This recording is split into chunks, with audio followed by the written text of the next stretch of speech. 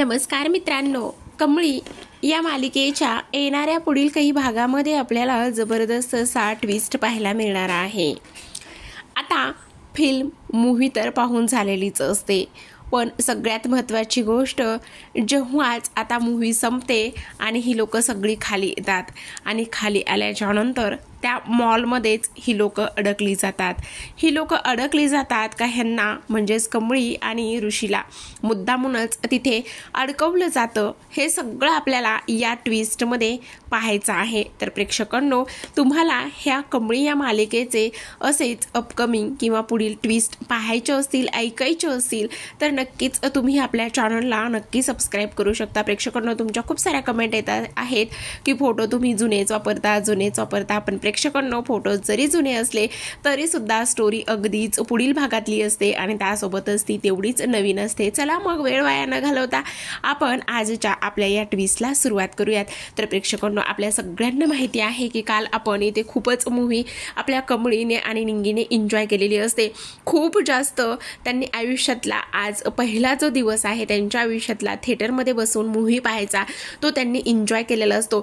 कसलंही त्यांनी इथे आपण बाहेर आहोत किंवा लोक काय म्हणतील, आपण अशा उड्या मारल्यावर इथे जो सीन इथे मूव्हीमध्ये सुरू आहे त्या सीननुसारच आपण इथे रिॲक्ट जर झालो तर लोक काय बोलतील, ऋषी सरांना काय वाटेल याचंही त्यांना भान नसतं की आपण ऋषी सरांसोबत आहोत। त्या अगदीच मनसोक्त आनंद घेत असतात। जसं गाणं वाजतं पुढे त्याच पद्धतीने इथे त्या नाचायला सुद्धा सुरुवात करत असतात। ऋषी सुद्धा इथे कमळी आणि निंगीचं निरागस रूप पाहून, निरागस त्यांचं ते सगळं काही पाहून तो सुद्धा त्यांच्यावरती खूपच इम्प्रेस झालेला असतो। आता अनिका सुद्धा त्याच थिएटरमध्ये तीच मूव्ही पाहायला आलेली असते, पण ऋषीच्या बाजूला बसण्याची जी इच्छा असते ती मात्र तिची इच्छा तशाला तशीच राहिलेली असते। ती तिची इच्छा काही केल्या पूर्ण झालेली नसते।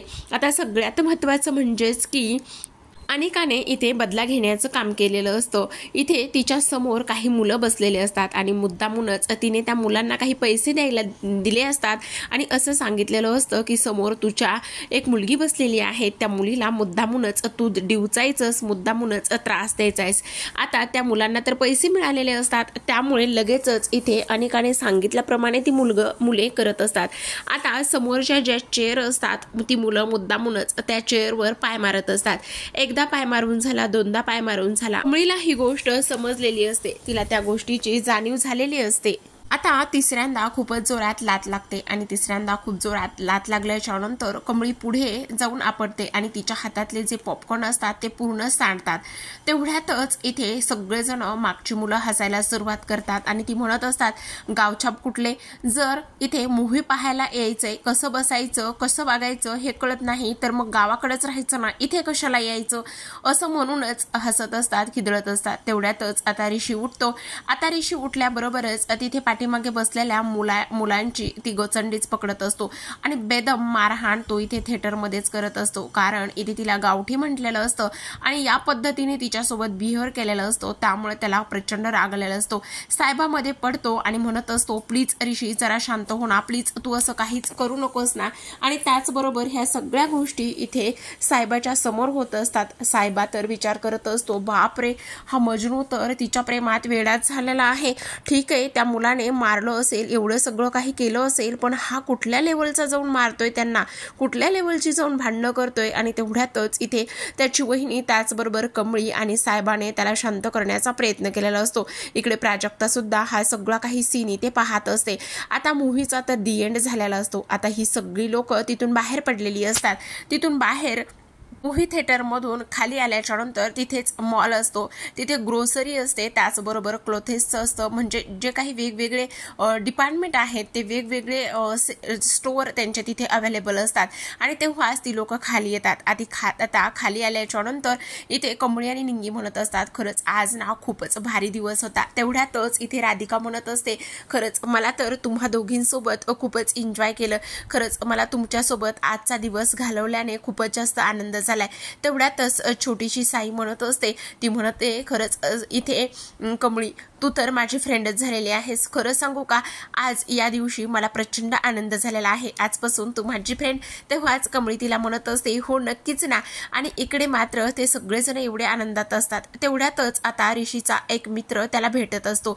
ऋषी त्या मित्राबरोबर गप्पा मारत असतो आणि गप्पा मारत असताना तो इथे राधिकाला आणि साहेबाला म्हणत असतो, प्लीज तुम्ही 2 मिनिटं इथे वाट पाहाल का माझी, किंवा मी 2 मिनिटातच आलो, तुम्ही व्हा पुढे.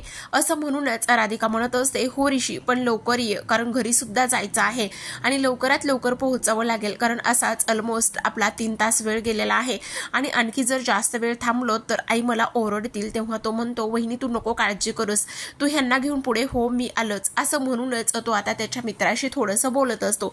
इकडे मात्र आता ही जी काही डील आहे ती इथे रागिणीने राजनचा कुठलाच निर्णय विचारात न घेता साईन केलेली असते आणि ती डील साईन केल्यामुळे इथे राजन तिला म्हणत असतो, हे सगळं तू असं का केलंस, तुला माझा निर्णय मान्य नव्हता का, मी तुला थांबवण्याचा प्रयत्न करत होतो पण तू असं का वागलीस.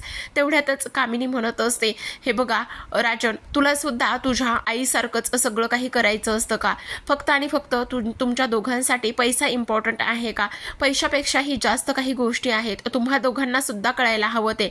कारण आता अनिका मोठी होत चाललेली आहे, तिचं लग्न तुम्हाला ठरवावंच लागणार आहे आणि इथे नयनताराच्या घरी जो मुलगा आहे म्हणजेच तिचा ऋषी बद्दल आम्ही सगळेजण विचार करतोय. आणि तेव्हाच राजन म्हणत असतो, हे बघा संबंध म्हणजेच की रिलेशन आणि त्याचबरोबर बिझनेस ह्या 2 गोष्टी वेगळ्या आहेत आणि मला असं वाटतं की तुम्ही हा बिझनेस फक्त आणि फक्त इथे प्रोफेशनली हँडल करावा, असं तो इथे बोलतो. तेवढ्यातच आता रागिणी म्हणत असते, हे बघ राजन, मला तुझी कुठलीच गोष्ट पटत नाही किंवा मला तुझी कुठलीच गोष्ट ऐकायची नाही.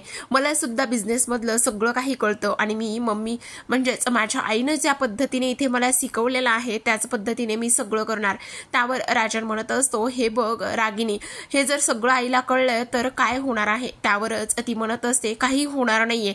आणि त्यासोबत सगळ्यात महत्त्वाची गोष्ट म्हणजेच की इथे नयनतारानेच सगळ्या गोष्टी हँडल केलेल्या आहेत ना, मग आपण त्यामध्ये पैसा इन्व्हेस्ट करतोय आणि 40% आपल्याला मिळालं तरी सुद्धा काही फरक पडणार नाहीये. वाच आता राजन तो म्हणत असतो, ठीक आहे तुला जे करायचं आहे ते तू कर, असं म्हणून तो तिथून निघून जातो. इकडे मात्र रागिणी कामिनीला म्हणत असते, आई मी जो निर्णय घेतलाय तो योग्य तर आहे ना. तेवढ्यातच कामिनी तिला म्हणत असते, का नसणार आहे, हा निर्णय योग्यच असणार आहे, तुला अजिबातच काळजी करायची गरज नाहीये. आता इकडे दुसऱ्या बाजूला हे सगळेजण बाहेर पडलेले असतात. तेवढ्यातच आता कमळीच्या बॉटलमधलं असलेलं पाणी हे संपतं आणि तेव्हा ती म्हणत असते, अरे पाणी तर संपलेलंच आहे. आणि तेव्हाच निंगीला ती म्हणते, निंगे तू थोडीशी पुढे हो किंवा थांब, मी आपल्या दोघींसाठी सुद्धा पाणी घेऊन येते. तेवढ्यातच इथे राधिका, प्राजक्ता आणि साहेबा हे सगळे बाहेर पडलेले असतात. त्यांच्यासोबत निंगी सुद्धा जाते. आता कमळी एकटीच पाण्याच्या शोधामध्ये त्या पूर्ण मॉलभर हिंडत असते. तिला असं वाटत असतं की कुठेतरी इथे पाणी असेल आणि आपण ते प्यावं. तेवढ्यातच आता ऋषी तिला दुरूनच पाहत असतो आणि तो म्हणतो, ही का अशी फिरते, काय झालं, हिला काही हवंय का. म्हणूनच ज्या मित्रासोबत तो इथे बोलत असतो त्या मित्राला वेट करायला सांगतो आणि कमळीकडे जातो आणि तिला विचारतो, तुला काही हवंय का. तेव्हाच ती म्हणते, मला खूप तहान लागली सर, मला थोडंसं पाणी प्यायचं होतं. तेवढ्यातच तो म्हणत असतो, हे बघ तिथे समोर जा आणि पाण्याची बॉटल घे, काही ज्यूस वगैरे लागत असेल तर ते सुद्धा घे. तेवढ्यातच कमळी म्हणते, नाही सर त्याची काहीच गरज नाहीये, खरं तर मला फक्त पाणीच प्यायचं होतं. आणि तेव्हाच तो म्हणत असतो, अरे असं काय, घे ना ज्यूस वगैरे काही लागत असेल तर ते सुद्धा घे. तेवढ्यातच कमळी म्हणत असते, नाही नको. आता कमळी इथे थोडीशी अवघडल्यासारखी झालेली असते आणि ऋषी सुद्धा थोडासा अवघडल्यासारखा झालेला असतो. खरं पाहायला गेलं तर मूव्ही पाहत असताना एक खूपच रोमॅन्टिक सीन आला होता आणि तो रोमॅन्टिक सीन इथे आल्यानंतर इथे ऋषीने कमळीसोबत जो डान्स इथे इमॅजिन केलेला असतो, अगदीच तिनं साडी नेसलेली असते आणि दोघं एकमेकांच्या मिठीत असतात आणि ज्या पद्धतीने मूव्हीमध्ये डान्स होतो त्याच ठिकाणी इथे त्याने त्या दोघांना इमॅजिन केलेलं असतं आणि त्यामुळे तो थोडासा अवघडल्यागत झालेला असतो. आता इकडे कमळी तर मस्त पाण्याची बॉटल घेऊन आलेली असते. आता कमळीने पाण्याची बॉटल घेतल्यानंतर त्यावर 40 रुपये अशी किंमत असते. ती तिथे असलेल्या प्रत्येकाला विचारत असते की यावर 40 रुपये किंमत कशी आहे.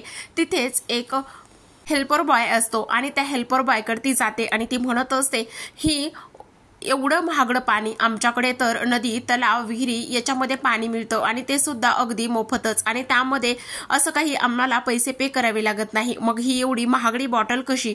तेव्हाच तो मुलगा म्हणत असतो, हे बघा हे शहर आहे आणि तुम्हाला याच्यावरचं सगळं लिहिता वाचता येतं ना? तेव्हाच ती म्हणते, तो प्रश्न वेगळा झाला, पण मला एक गोष्ट सांगा, हे पाणी इथे फुकटचं आहे, आमच्या गावाकडे तर फुकटचं पाणी मिळतं, मग इथे तुम्ही एवढी याची 40 रुपये किंमत का आणि कशासाठी लावलेली आहे? तेव्हाच आता इथे तो म्हणत असतो, हे बघा प्लीज, मला आता तुमच्याकडून काहीच ऐकायचं नाहीये, त्यामुळे प्लीज तुम्ही जरा शांत बसाल का? कमळीची बडबड सुरूच असते. ऋषी तिथे येतो आणि म्हणतो, अरे काय चाललंय? तेव्हा ती म्हणते, बघा ना हे किती महाग पाणी आहे आणि एवढं महागडं पाणी इथे कसं असू शकतं? तेव्हाच तो म्हणतो, अगं कमळे, ते मिनरल वॉटर आहे, शिवाय बॉटलमध्ये पॅक आहे म्हणून ते महाग आहे, पण सर असं कसं पॅक असू शकतं आणि असं कसं एवढं महाग असू शकतं? आता इकडे साहेबाच्या डोक्यामध्ये एक खूपच मोठा प्लॅन येतो. साहेबा इथे त्या मॉलवाल्यांना किंवा ज्या स्टोअरमध्ये हे उभे असतात त्या स्टोअरवाल्यांना खूप सारे पैसे देतो आणि लगेचच शटर बंद करायला लावत असतो, जेणेकरून फक्त आणि फक्त इथे कमळी आणि त्यासोबतच ऋषी त्या स्टोअरमध्ये अडकले जावत. लगेचच हेल्पर बॉय आतमध्ये आलेला असतो आणि म्हणत असतो, आता लगेचच जेवढे कस्टमर आतमध्ये आहेत त्यांनी लगेचच ताबडतोब बाहेर व्हायचं आहे, कारण आता गेट बंद करण्याची, शटर खाली घेण्याची वेळ झालेली आहे. इकडे हे दोघांच्या कानावर हे शब्द पडताच ते शटरपर्यंत धावत असतात, पण तोवर शटर बंद झालेलं असतं. आता हे दोघे सुद्धा तिथेच अडकलेले असतात. इकडे मात्र साहेबा अगदीच खुश झालेला असतो. खरं पाहायला गेलं तर साहेबा त्याच्या पट्टराणीला शोधत असतो. त्याला असं वाटत असतं की माझ्यासाठी इथे कोणीतरी भेटेल आणि म्हणूनच तो इथे स्टाईल मारत असतो. इकडे आता हे दोघं जण आतापर्यंत आलेले नसतात, त्यामुळे दुसऱ्या बाजूला कमळी, निंगी आणि त्यासोबत राधिका, प्राजक्ता हे सगळ्या अस्वस्थ झालेले असतात. पण हा सगळा साहेबाचा प्लॅन असतो आणि हा सगळा साहेबाचा प्लॅन असल्या कारणानेच आता इथे कमळी आणि ऋषी हे त्या मॉलमध्येच, स्टोअरमध्येच गुंतून राहिलेले असतात. आता इकडे दुसऱ्या बाजूला सगळ्यात महत्त्वाची गोष्ट म्हणजेच की हे शटरकडे धाव घेतात आणि शटरकडे धाव घेतल्याच्या नंतर पाहतात तर काय, शटर पूर्ण बंद झालेलं असतं. दुसऱ्या बाजूने जातात, दुसऱ्या बाजूने सुद्धा सेम त्याच पद्धतीने झालेलं असतं. पुन्हा तिसऱ्या बाजूने जातात आणि तिसऱ्या बाजूने सुद्धा पुन्हा तेच झालेलं असतं. आता इथे कमळीची चिडचिड होत असते. कमळी म्हणत असते, हे सगळं काही तुमच्यामुळे झालेलं आहे, फक्त आणि फक्त हे सगळं तुमच्यामुळे झालेलं आहे. तुम्हीच इथे मला त्या पाण्याबद्दल एवढं सगळं महत्त्व समजावून सांगत होतात. काय गरज होती एवढं सगळं काही समजावून सांगण्याची आणि एवढ्या सगळ्या काही गोष्टी ते करून घेण्याची? तेव्हाच ऋषी म्हणत असतो, हे सगळं माझ्यामुळे कसं झालेलं आहे? मी काय केले? तुला काय गरज होती त्या हेल्पर सोबत एवढं तंडत बसायची? आणि दिलाच होता ना त्यांनी तुला इथे हा सगळं काही पाणी प्यायचं होतं ना, तुला तहान लागली होती ना, हे बघ, हे तू आता पाणी घे आणि गपचूपच पे. तेव्हाच इथे कमळी म्हणत असते, नाही नकोय आता मला पाणी, माझी तर तहान गेलेलीच आहे, मला आता पाणी सुद्धा प्यायचं नाहीये, पण आता आपण बाहेर कसे पडणार आहोत? तेवढ्यातच इकडे राधिका म्हणत असते, साहेबा तू एक काम कर ना, फोन तरी करून बघ आणि कसे कुठे राहिलेले आहे. तेवढ्यातच निंगी म्हणत असते, बाई कमळी तर हरवली नसेल ना? तेव्हाच राधिका म्हणते, अगं अशी कशी ती हरवेल, आणि ती काही लहान आहे का हरवायला? नसेल हरवली ती. तेव्हा साहेबा म्हणत असतो, तुम्ही नका काळजी करू, मी शोधतो, मला नक्कीच कुठेतरी त्या सापडतील. असं म्हणूनच आता इकडे प्राजक्ता म्हणत असते, बापरे, पण मला तर आता खूपच जास्त काळजी वाटायला लागलेली आहे. तेवढ्यातच आता साहेबा म्हणत असतो, मी एक काम करतो, तुम्ही ना आता मला असं वाटतंय की घरी जा आणि तुम्ही घरी गेल्याच्या नंतर मग मी त्यांना शोधतो आणि त्यांना शोधून मग मी घरी घेऊन येतो. असाच तो इथे विचार करत असतो. तेवढ्यातच इथे निंगी म्हणत असते, नाही आम्ही असं घरी नाही जाऊ शकत, जर आम्ही घरी गेलो तर खूपच मोठा प्रॉब्लेम होऊ शकतो आणि जर आम्ही इथे हॉस्टेलवर गेलो तर.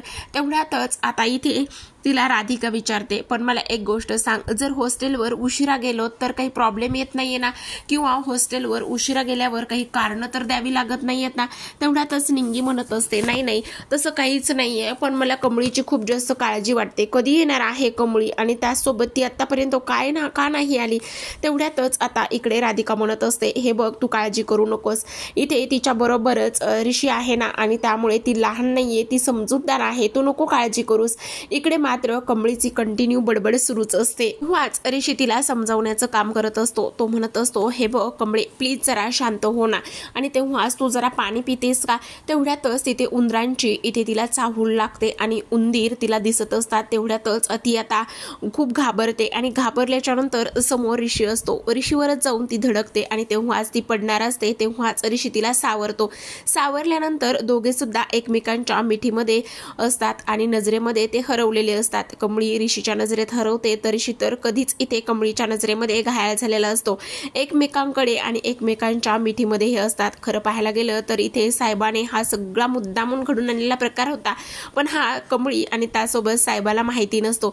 आता थोडीशी कमळी स्वतःला सावरून घेत असते आणि कमळीने सावरून घेतल्यानंतर तिची पुन्हा बडबड ही सुरूच असते. ती म्हणत असते, हे सगळं तुमच्यामुळे झालेलं आहे, तुमच्यामुळेच झालेलं आहे. काय गरज होती मला पाण्याबद्दल एवढं लेक्चर द्यायची. तेव्हाच तो म्हणतो, माझ्यामुळे झालेलं आहे, मग घे पाणी पे आणि शांत हो.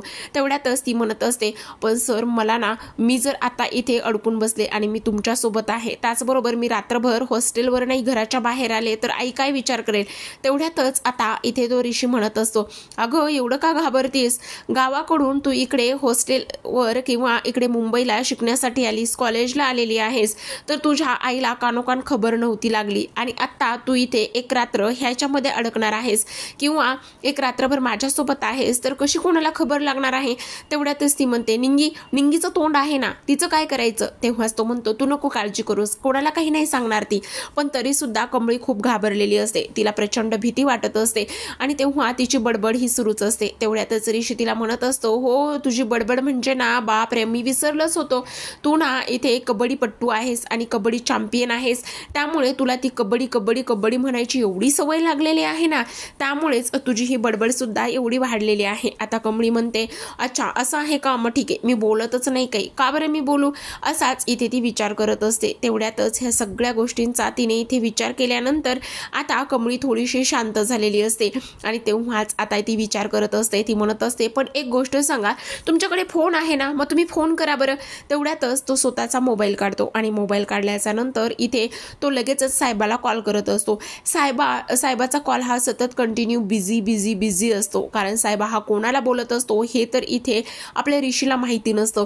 एवढा वेळा फोन लावून सुद्धा हा साहेबा एवढा वेळ कोणाशी बोलत आहे हा प्रश्न ऋषीला पडलेलाच असतो.